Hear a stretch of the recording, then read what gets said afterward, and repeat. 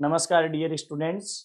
पीडीएसयू में जो माइनर जो फिजिक्स है उसके एक टॉपिक का हम जो फर्स्ट यूनिट है उसका विश्लेषण करेंगे प्यारे विद्यार्थियों, जिसमें जो बायोलॉजी वाले जो फिजिक्स लेते हैं और उसमें जो माइनर जो पेपर होता है फिजिक्स का हम उसके बारे में डिस्कस करेंगे और इसमें किस टाइप के क्वेश्चन पूछे जाते हैं इन सब के बारे में हम डिस्कस करेंगे। तो देखो राधे राधे प्यारे विद्यार्थियों, आज हम जो टॉपिक के बारे में जो बात करने वाले हैं वो देखो सामान्यतः हम बात करेंगे गति से संबंधित टॉपिकों की बात करेंगे, है ना प्यारे विद्यार्थियों। गति इंग्लिश में बोले तो इसको बोलते हैं मोशन। देखो पहले हम इन सभी बातों को समझेंगे और गति या मोशन के बारे में बात करने से पहले हम बात कर लेते हैं किसी बिंदु की, कि एक बिंदु क्या होता है उसके बारे में डिस्कस कर लेते हैं और फिर उसके बाद में हम सारी चीज के बारे में पर्टिकुलर हम डिस्कस करेंगे प्यारे विद्यार्थियों, एक एक चीज के बारे में। तो सबसे पहले बात हम कर लेते हैं बिंदु। बिंदु क्या होता है ध्यान रखिएगा। देखो तो बिंदु जिसका कोई यानी पॉइंट बोल सकते हैं इसको इंग्लिश में, जिसका कोई क्षेत्रफल नहीं होता है, जिसका कोई आकार, आकृति,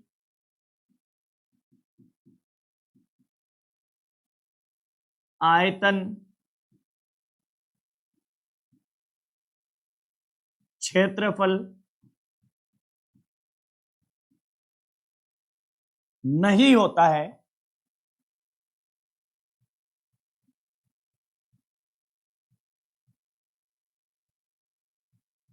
लेकिन फिर भी यह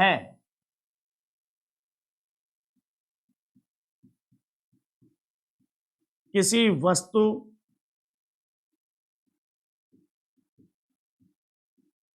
स्थान आदि की स्थिति बोले तो लोकेशन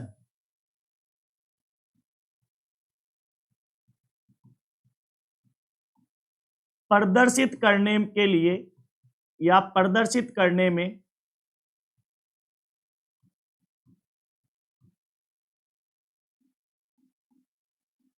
उपयोग आता है।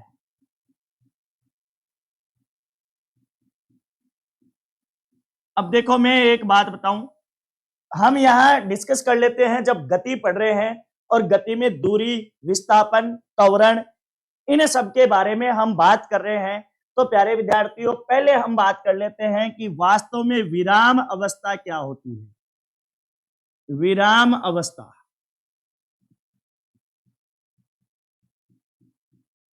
विराम अवस्था स्टेशनरी स्टेज क्या होती है प्यारे विद्यार्थियों।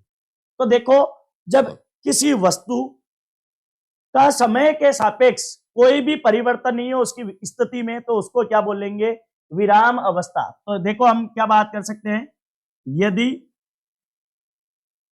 समय के सापेक्ष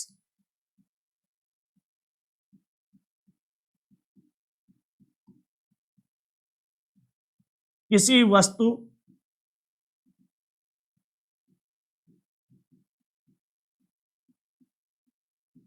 की स्थिति बोले तो हम बात कर सकते हैं लोकेशन,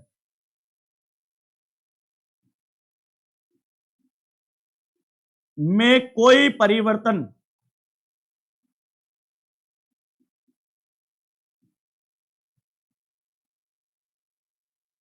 नहीं हो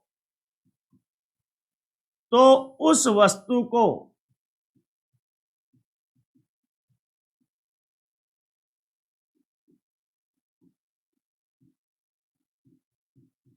विराम अवस्था में कहा जाता है।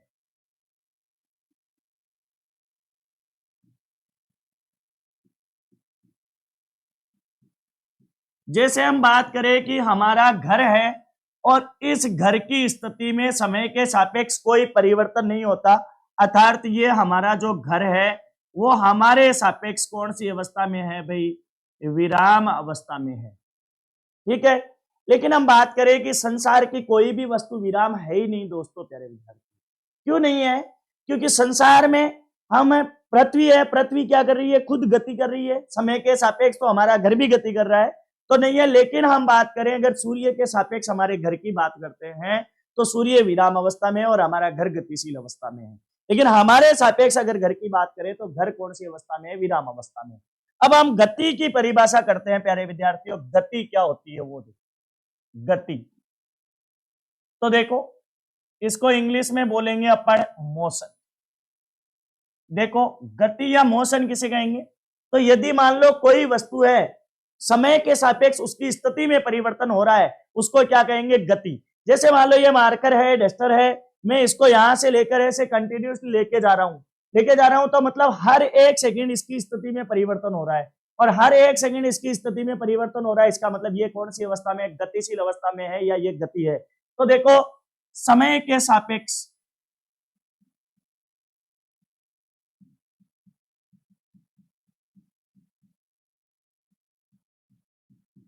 यदि वस्तु की स्थिति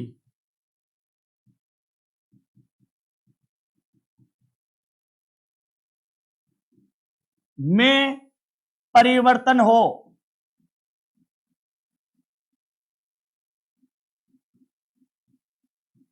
तो उस वस्तु को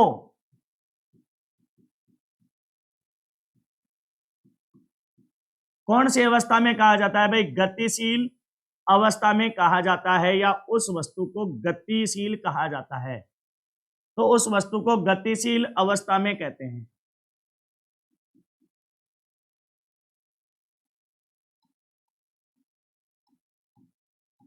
अब प्यारे विद्यार्थियों हम बात करते हैं, गतिशील अवस्था की बात हो गई, अब हम बात कर लेते हैं दूरी की, कि दूरी किसे कहते हैं और इंग्लिश में इसको बोलते हैं डिस्टेंस। देखो हम बात कर लेते हैं दूरी की। तो जैसे मान लो कि आप कहीं एक बिंदु से रवाना हुए और मान लो दूसरे बिंदु पर पहुंचे, ये एक बिंदु ए और दूसरा बिंदु हो गया बी, तो आपने देखो ये रास्ता तय किया, ठीक है, तो किसी वस्तु द्वारा चली गई दूरी है वो क्या कहलाएगी, उसके रास्ते की लंबाई या पथ की लंबाई को क्या कहते हैं भाई, दूरी कहते हैं। तो मैं यहां लिख सकता हूं प्यारे विद्यार्थियों कि किसी वस्तु द्वारा एक बिंदु से दूसरे बिंदु तक चले गए पथ की लंबाई या फिर रास्ते की लंबाई को क्या कहते हैं, दूरी। इंग्लिश मीडियम में बोले तो बात करेंगे the distance between two points, यानी हम बात करेंगे the length of path is called distance. तो हम यहां से बात कर सकते हैं प्यारे विद्यार्थियों कि कोई वस्तु, या हम बात ऐसे कर सकते हैं किसी वस्तु द्वारा एक बिंदु से या प्रारंभिक बिंदु से, ये भी बात कर सकते हैं, तो एक बिंदु और वो कौन सा बिंदु है जहां से वो प्रारंभिक हुआ है, तो प्रारंभिक बिंदु से अंतिम बिंदु, यानी ये दूसरा बिंदु हो गया आपके पास में, दूसरा बिंदु तक जाने के लिए तय किए गए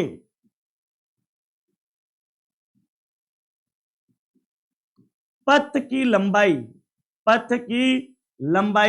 और पथ की लंबाई को, रास्ते की लंबाई को क्या कहते हैं भाई, दूरी कहते हैं प्यारे विद्यार्थी। अब देखो ये दूरी हो गई, अब दूरी हो गई तो लंबाई है, और लंबाई का ऐसा ही मात्रक क्या होता है, तो वो होता है आपके पास में मीटर। तो लिखेंगे हम, यहां बात कर सकते हैं दूरी का ऐसा ही मात्रक मीटर होता है।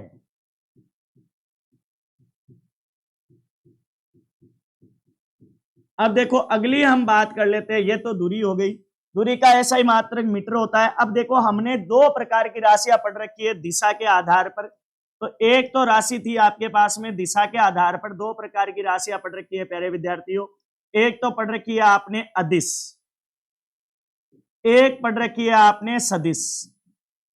और जब हम बड़े स्तर पर देखते हैं तो एक राशि और आ जाती है जिसको हम बोलते हैं प्रदिश। तो सबसे पहले हम अदिश की बात कर लेते हैं, अदिश क्या होती है और सदिश क्या होती है। यानी कहने का मतलब जिसका परिमाण हो और परिमाण उसको व्यक्त करने के लिए परिमाण के साथ साथ दिशा की आवश्यकता नहीं हो। परिमाण की आवश्यकता तो हो पर दिशा की आवश्यकता नहीं हो, पूर्णतः व्यक्त करने के लिए ऐसी राशियों को बोलते हैं अदिश राशियां। और वे राशियां जिनको व्यक्त करने के लिए परिमाण के साथ साथ किसकी आवश्यकता हो, दिशा की आवश्यकता हो, तो उन राशियों को बोलते हैं हम सदिश राशियां। तो प्यारे विद्यार्थियों, यहां हम दूरी बात करें तो चाहे आप यहां से सिक्कर से जयपुर जाओ तो पथ की दूरी माप लो, चाहे जयपुर से सिक्कर जाकर पथ की दूरी माप लो, बराबर रहेगी। अर्थात ये दिशा पर निर्भर नहीं करेगी। और प्यारे विद्यार्थियों, दिशा पर निर्भर नहीं करती तो दूरी कैसी राशि है, अदिश राशि है। तो हम यहाँ बात कर लेते हैं दूरी कैसी राशि है भाई, दूरी अदिश राशि है। दूरी कैसी राशि है भाई, अदिश राशि है। प्यारे विद्यार्थियों, हम एक बात और कर लेते हैं कि दूरी है वो सदैव धनात्मक होती है, कभी भी ऋणात्मक नहीं होती। तो हम यहाँ से बात कर लेते हैं दूरी सदैव कैसी होती है भाई, तो दूरी सदैव कैसी होती है भाई, धनात्मक होती है, पॉजिटिव होती है, धनात्मक होती है। अब ये आपके पास में क्या हो गई भाई, दूरी हो गई। फिर दूरी के बाद में हम अगली बात कर लेते हैं वो डिस्प्लेसमेंट, विस्थापन की बात कर लेते हैं प्यारे विद्यार्थी। देखो विस्थापन, हम बात करें विस्थापन, इंग्लिश में बोलते हैं इसको डिस्प्लेसमेंट।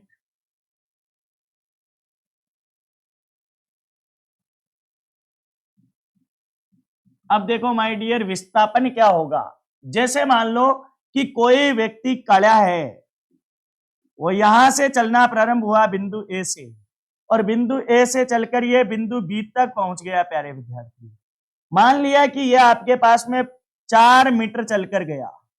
अब देखो फिर ये बिंदु ए से बाईं तरफ बिंदु बी से मुड़कर और ये बिंदु पी पर पहुंच गया, और मान लेते हैं ये कितनी मीटर चला भाई, 3 मीटर चला।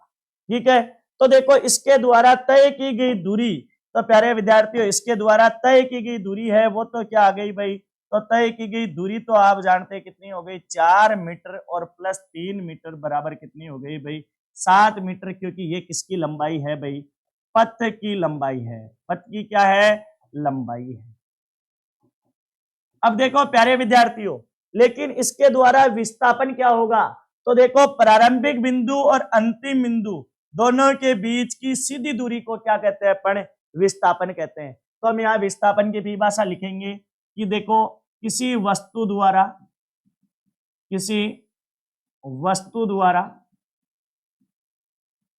तय की गई, या सीधा सीधा हम ऐसे भी लिख सकते हैं, दो बिंदुओं के बीच की सीधी दूरी को विस्थापन कहते हैं। तो अपन ऐसे लिख देते हैं, दो बिंदुओं के बीच की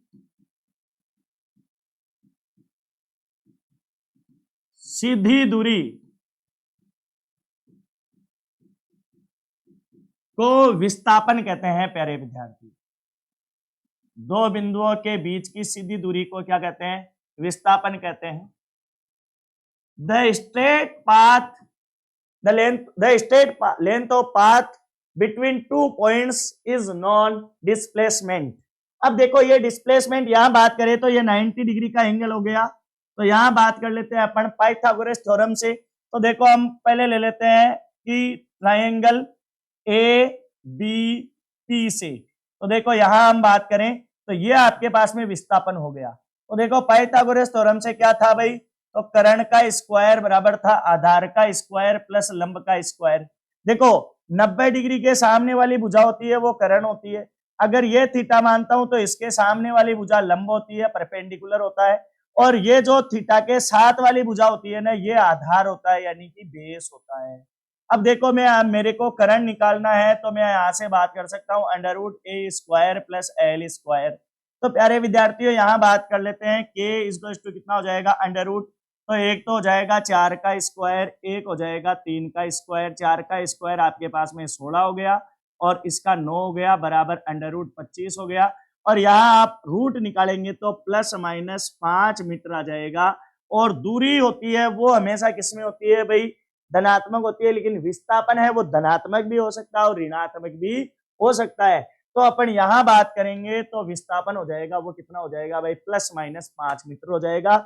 ये डिपेंड करेगा डायरेक्शन पे, समझ में आई बात। तो हम पहले बात तो ये कर लेते हैं कि इसका एसआई मात्रक क्या होता है। तो इसका देखो एसआई मात्रक, तो इसका एसआई मात्रक भी प्यारे विद्यार्थियों मीटर होता है। ठीक है भाई, ये लो मैंने लिख दिया। फिर दूसरी बात ये बात करेंगे तो विस्थापन कैसी राशि है, तो आपको बता देता हूं विस्थापन कैसी राशि है प्यारे विद्यार्थियों, सदिश राशि है, क्योंकि ये किस पर निर्भर करती है भाई, दिशा पर निर्भर करती है। अब मान लो मेरे को जाना था ए से लेकर पी तक और मैं इसी दिशा में गया, पी की दिशा में गया, तो मेरा विस्थापन होगा वो कैसा होगा, धनात्मक। लेकिन अगर मान लो मैं इसके विपरीत दिशा में चला गया तो विस्थापन को कैसा लूंगा भाई, ऋणात्मक। समझ में आई बात। तो हम यहां से एक बात और लिख सकते हैं कि विस्थापन कैसा हो सकता है भाई, धनात्मक, ऋणात्मक यानी पॉजिटिव, नेगेटिव, एवं प्यारे विद्यार्थियों विस्थापन जीरो भी हो सकता है, शून्य हो सकता है।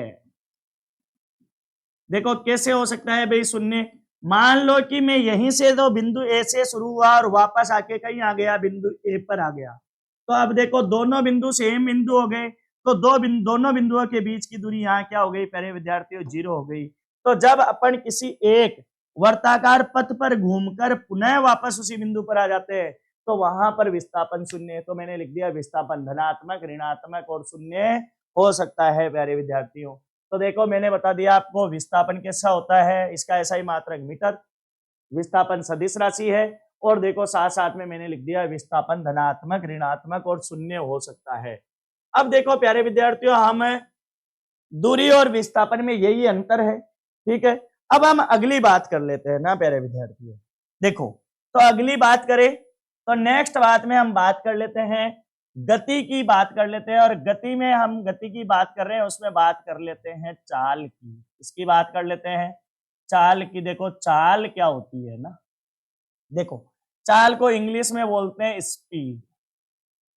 देखो तो देखो एकांक समय में तय की गई दूरी को क्या कहते हैं भाई, चाल। तो हम यहां से बात कर सकते हैं एकांक समय में, एकांक समय में तय की गई दूरी को चाल कहते हैं।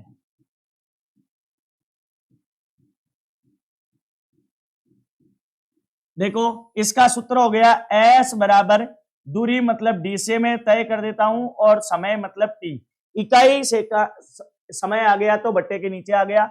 अब देखो दूरी का चाल का एसआई मात्रक, तो यहां बात कर सकता हूं चाल का एसआई मात्रक।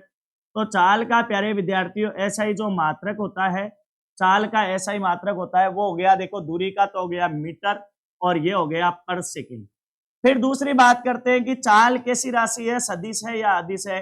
तो चाल एक अदिश राशि है प्यारे विद्यार्थियों, चाल कैसी राशि है, एक अदिश राशि है। ये भी किस पर निर्भर नहीं करती भाई, ये आपके पास में किस पर निर्भर नहीं करती, दिशा पर निर्भर नहीं करती है। फिर देखो हम बात कर लेते हैं ना, चाल हो गई। अब चाल के बाद में हम बात करेंगे, वो बात करेंगे वेग के बारे में, वेग, और इंग्लिश में इसको बोलते हैं वेलोसिटी। अब देखो सीधी बात करते हैं वेग के बारे में। तो देखो एकांक समय में या प्रति इकाई समय में तय किया गया विस्थापन क्या कहलाता है, वेग। तो मैं यहां लिख देता हूं एकांक समय में, एकांक समय में तय किया गया विस्थापन, एकांक समय में तय किया गया विस्थापन क्या कहलाता है भाई, वेग कहलाता है प्यारे विद्यार्थी।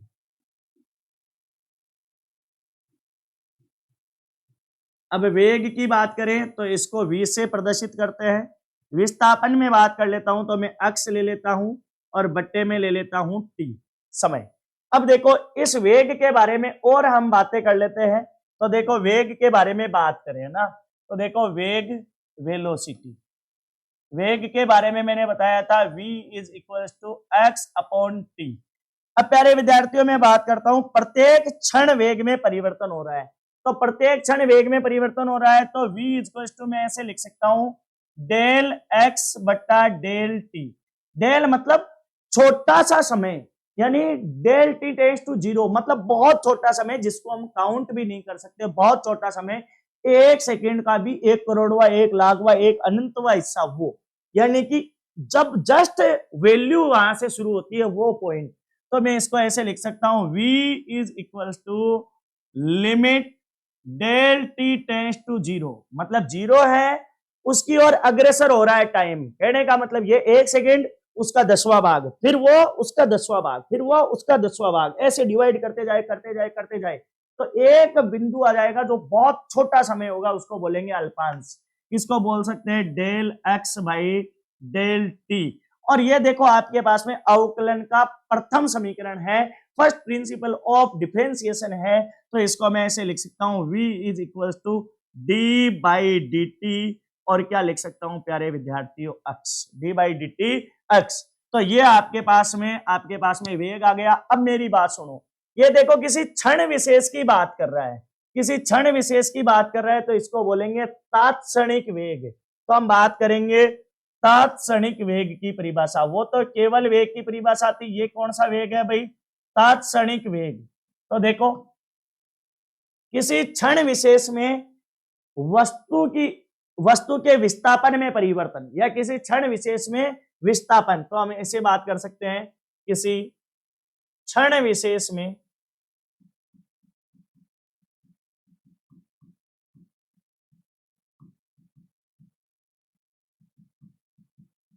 समय के सापेक्ष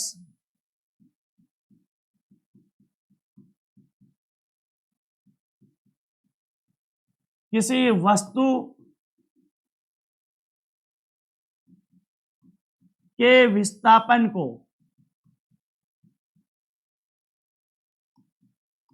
कौन सा कहते हैं भाई, तात्क्षणिक, इंस्टेंटेनियस बोलेंगे इसको, तात्क्षणिक वेग कहते हैं। और देखो तात्क्षणिक वेग के लिए बात करें तो प्यारे विद्यार्थियों, v is equal to limit del T tends to zero, क्षण विशेष del x by del T, और अभी मैंने बताया इसको ऐसे नोट कर सकते हैं, v is equal to d by d t, यानी अवकलन और x। अगर यहाँ वेक्टर लग गया तो यहाँ भी वेक्टर, और ये कैसी राशि है भाई, तो हम बात कर सकते हैं कि वेग कैसी राशि है भाई, सदिश राशि है। वेग कैसी राशि है, सदिश राशि है। दूसरी बात प्यारे विद्यार्थियों, वेग के मात्रक की बात करें, और कौन से मात्रक की बात करें, ऐसा ही मात्रक की बात करें तो ये मात्रक भी होता है मीटर पर सेकंड, ठीक है। अब हम बात कर लेते हैं देखो वेग की, तो वेग है वो कैसा हो सकता है भाई, धनात्मक भी हो सकता है, पॉजिटिव, साथ साथ में नेगेटिव ऋणात्मक भी हो सकता है, और वेग क्या हो सकता है भाई, शून्य भी हो सकता है, यानी तीनों हो सकते हैं प्यारे विद्यार्थियों। तो वेग सदिश राशि है, वेग धनात्मक, ऋणात्मक और शून्य तीनों हो सकते हैं। समझ में आई, तात्क्षणिक वेग हो गया। अब मैं यहां से बात कर लेता हूं, देखो अगर मैं विस्थापन समय आरेख खींचूं, ठीक है, तो हम एक तो दूरी समय आरेख की बात कर लेते हैं, एक विस्थापन समय आरेख की बात कर लेते हैं। देखो तो देखो विस्थापन समय आरेख की बात करते हैं ना, पहले विस्थापन समय आरेख, विस्थापन समय आरेख की बात कर लेते हैं, या आलेख की बात कर लेते हैं। तो विस्थापन समय आलेख क्या है देखो ना, तो देखो इधर ये मान लो मैंने विस्थापन और समय के बीच में कोई ग्राफ बना दिया, ठीक है, और इसी को क्या बोलेंगे, विस्थापन समय आरेख। तो मैं यहां बात कर देता हूं कि विस्थापन, या हम ऐसे बात कर सकते हैं समय और विस्थापन, तो हम यहां बात लिखेंगे विस्थापन एवं समय के बीच खींचा गया ग्राफ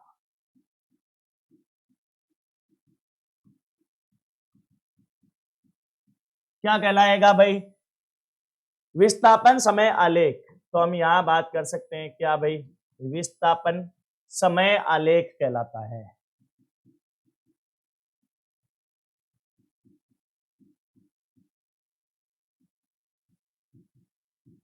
बहुत सिंपल है भाई, देखो तो विस्थापन समय आलेख हो गया।